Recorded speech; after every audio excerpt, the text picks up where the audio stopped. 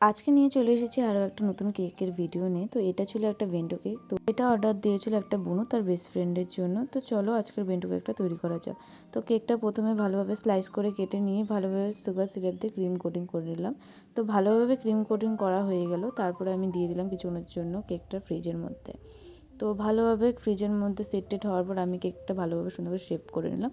এরপর একটা টিস্যু পেপারের ওপর কেকটা আমি তুলে নিলাম। তারপর বেন্টোর বাক্সর মধ্যে আমি কেকটা রেখে দিলাম। আর দেখে নিলাম কেকটা ভালোভাবে বসে আছে কিনা আর লাগছে কিনা বাক্সটার মধ্যে। তারপর আমি একটা স্টিকার নিয়ে দিয়েছিলাম। তো ওরই রিকোয়ারমেন্ট ছিল এই স্টিকারটা, আর একটা ফন্টের মধ্যে তার বেস্ট ফ্রেন্ডের নাম লিখে দিলাম। যেহেতু এটা বার্থডে কেক ছিল তাই এইভাবে সুন্দরভাবে কেকের থিমটা তৈরি করে ফেললাম। আর সামান্য কিছু সুগার বলস দিয়ে দিয়েছিলাম। তো কেকটা তোমরা অবশ্যই জানিও কেমন হয়েছে। আর এটা হলো আমার কেকের ফাইনাল লুক।